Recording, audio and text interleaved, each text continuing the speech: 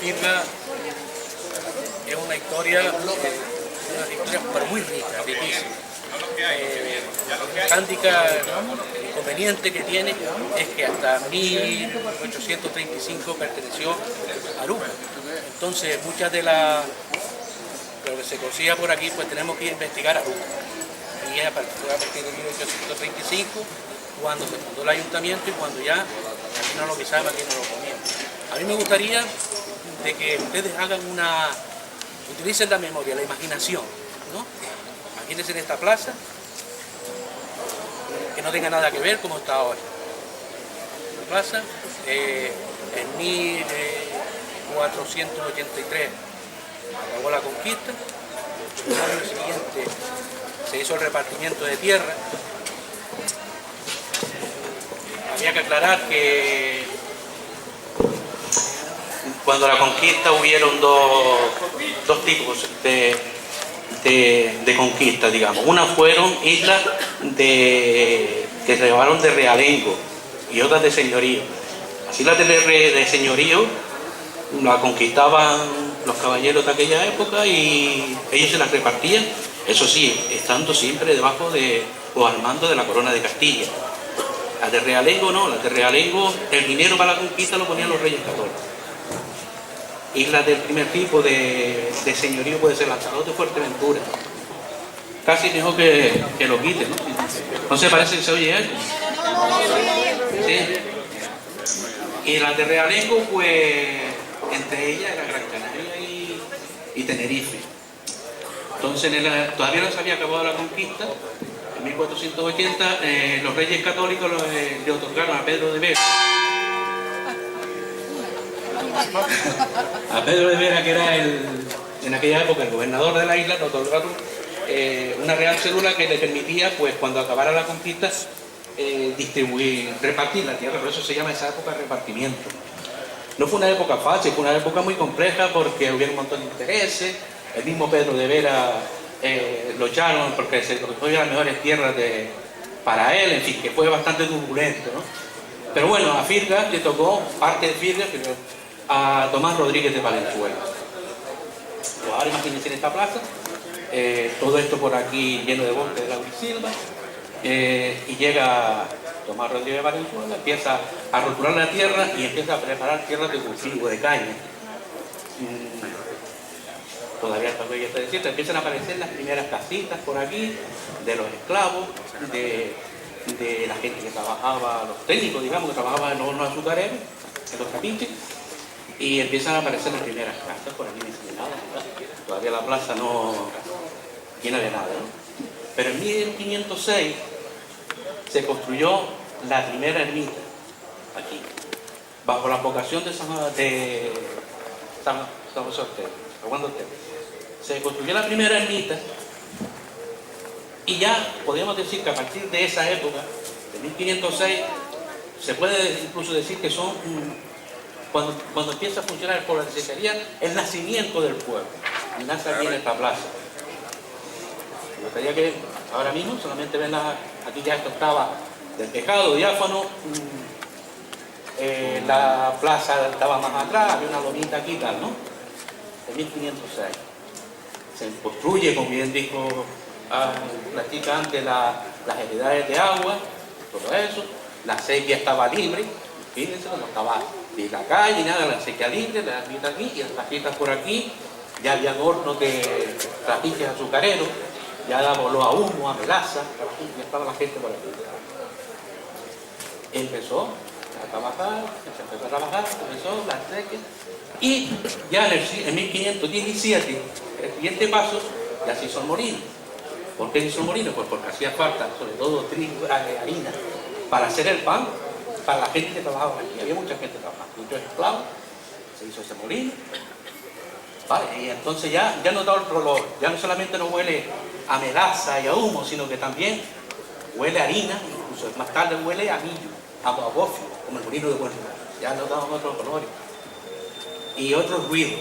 Ya no solamente se oía el agua de la acequia por las noches, sino que se oía el ronroneo de la piedra del molino. Imagínenselo, ¿no?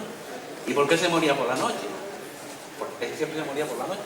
Porque el cubo necesita mantener un volumen de agua constante. ¿Qué pasaba por el día? Pero es que se regaba y el agua iba mermada. Cuando mejor, incluso pasaba en la cuenca de Azuaje, cuanto más se podía moler era por la noche, porque por la noche no se regaba y el agua iba. Entonces, sí que ya vemos que en Firga ya tenemos aquí la ermita, la Juan de Ortega, tenemos nuestro molino y nuestra sequía, ¿no? En 1613, por aclamación popular, se pide al vicario que se instale aquí el convento de los dominicos. Otro edificio, otro punto más, que va conformando el núcleo. Tenemos la ermita, tenemos el molino, la sequía ya, por aquí todo alrededor plantado, y ya aparece el convento. En 1613. ¿Y qué hacían los monjes? Bueno, no solamente le dieron el convento, también le dieron tierra. Y ellos administraban las tierras. Y además, daban clases, daban formación. Y ahora, imagínense ahora, otra casita más. Justo ahí delante, donde está Telégrafo, por ahí había una casita pequeña, un edificio pequeñito, y era donde ellos daban clases. Entonces ellos no las daban ahí, a los niños, a la gente, las daban ahí. Pero también había otro edificio, que es donde ahora está el ayuntamiento, que era donde estaban las cuadras. Ya estamos viendo cómo la plaza se va conformando. Vale. Seguimos. En el año 1800 y pico, no me acuerdo, pues don José Santos, que era vamos para atrás. En 1836 en España se produjo un ministro de Isabel II, en todo lo que se llama desamortización de Mendizábal, supongo que la conoce. Con ello lo que hizo fue que todos los bienes del clero secularizados, es decir, venderlos. Y eso fue el fin del convento. La verdad es que el fin de... Venía a ponerme esto. El pueblo fue reticente, incluso los políticos de aquella época fueron reticentes,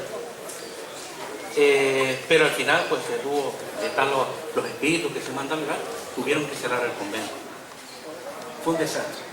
Es verdad que no podemos mirar la historia, lo que sucedió desde nuestro punto de vista, porque estaríamos siendo injustos, pero fue un desastre. Los inventarios que se hicieron, faltaban cosas, algo de desaparecieron cosas. Y claro, la iglesia no se iba a estar tranquila y se iba a estar callada porque le quitara sus propiedades. ¿Qué fue lo que hizo? Pues que todo el que compraba se comulgaba. Peor para el convento, porque como no lo quiso nadie, se quedó abandonado, fue parte del ayuntamiento, se quedó abandonado. Y la gente pues se llevaron las teas, todo, se llevaron todo, ya se quedaron totalmente abandonados. Se utilizó también como ayuntamiento, se utilizó como escuela, pero al final quedó abandonado hasta los años 60, que se volvió a restaurar. Pero miren ustedes los canales, volvemos otra vez. No me gustaría que se juzgara los hechos pasados por nuestro punto de vista, pero la reforma que se le hizo fue desastrosa. Yo tengo fotos del antiguo convento todavía en ruinas, y la verdad es que es muy poco aguanta. Lo único que se ve del convento es que hace mucho tiempo que no entro en la calle, pero es el claustro, ese patio que tiene dentro. Es lo único más o menos que queda del convento. El último prior se llamaba Pedro Marrero Guerra. Cuando se cerró solamente habían tirado dos monjes, dos dominicos, Pedro Marrero Guerra y otro.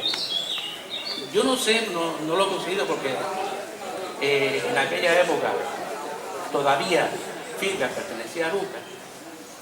Y yo no sé, porque las crónicas ponen que Pedro Marrero era de Aruca, pero yo no sé por qué, como dice, me da el pálpito que era de Firga, apellido y tal. Si es verdad que después que murió en Aruca, y ese fue el último prior.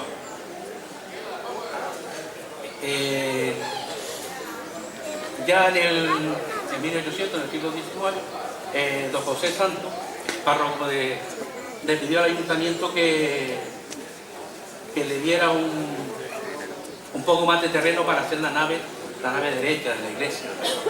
Efectivamente, el ayuntamiento se lo cedió, pero le dijo que como ya esto estaba muy estrecho y tal, que se le dieran para atrás. Por eso, si ustedes se fijan, en el frente de la iglesia, las tres naves no son iguales, sino aquellas están un poco más metidas. ¿Sabes? Razón de Jesús, creo que está un poco más metido. Y ahora mismo, de aquí fuera, para no enrollarme mucho, ya está. Si quieren pasamos a la iglesia y ya les cuento algo de la iglesia. Pasamos dentro y dentro. Sí. Espero que le hayan gustado, que lo hayan vivido como una historia, porque empezar a contar fechas y fechas y fechas. Bueno, decirles que después, ya esto, se fue conformando, apareció la fonda en 1872, luego apareció la sociedad, y ya se fue haciendo el pueblo, en 1932, luego el cine, y luego al final ya salió el ayuntamiento en 1945, coincidiendo con el centenario de la creación de la parroquia de Fe. ¿Vale?